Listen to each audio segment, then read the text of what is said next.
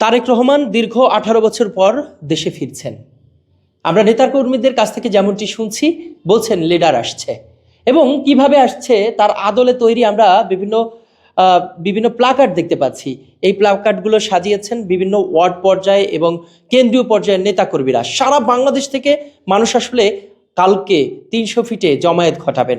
এরই পরিপ্রেক্ষিতে আমরা মোহাম্মদপুরে দেখেছি এভাবে করে ঘোড়ার উপরে তারেক রহমান, তিনি বাংলাদেশ জাতীয় পতাকা এবং বিএনপির পতাকা রয়েছে, এভাবে করে ছুটছেন দুর্বার গতিতে। আমার সাথে যুবদলের একজন কর্মী রয়েছেন।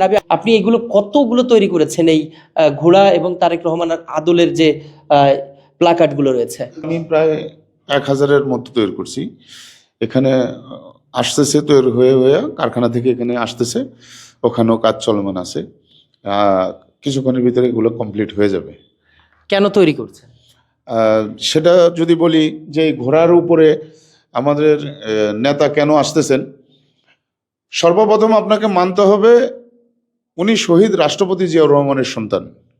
দ্বিতীয়ত মানতে হবে আপসহীন দেশনেত্রী, 3বারের প্রধানমন্ত্রী বেগম খালেদা জিয়ার সন্তান জনাব তারেক রহমান, যার নেতৃত্বে আমরা গত 17 বছর কচ্ছপের গতিতে রাজপথে আন্দোলন সংগ্রাম করেছি এবং আমরা গাছের ঢালের মতো ভেঙে পড়িনি।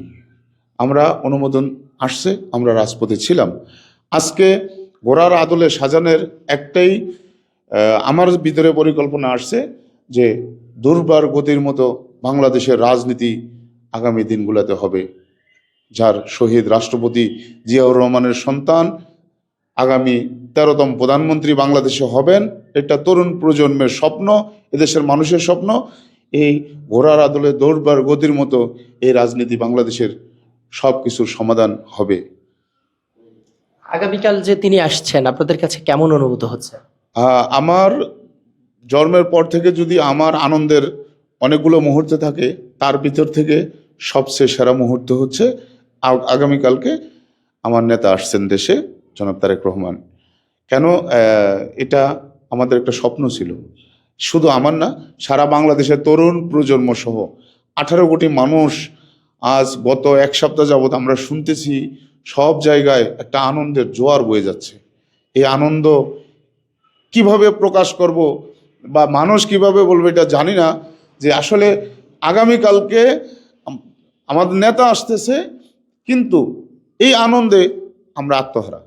কি করব, কি করলে কিভাবে ওনাকে রিসিভ করব বা কোথায় দাঁড়াবো, আসলে আজও কি হচ্ছে, এই আনন্দে আমরা আত্মহারা।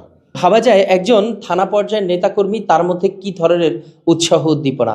এভাবে করে আমরা দেখেছি সারা বাংলাদেশের মানুষ আসছেন এবং আজকে থেকে আমরা দেখেছি 300 ফিটে মানুষের আগমন এবং তারেক রহমানকে এক নজর দেখবেন। দীর্ঘ 18 বছর পর তাকে দেখবেন। দীর্ঘ নির্যাতন সহ্য করেছেন, তাদের একজন অভিভাবককে পাবেন, সেই চিন্তায় আমরা দেখেছি অনেকে এভাবে করে বিভিন্ন প্লাকার্ড তৈরি করছেন বা বিভিন্ন প্রাণীর আদলে বিভিন্ন সরঞ্জাম তৈরি করছেন এবং তারেক রহমানকে বরণ করে নিতে যাবেন।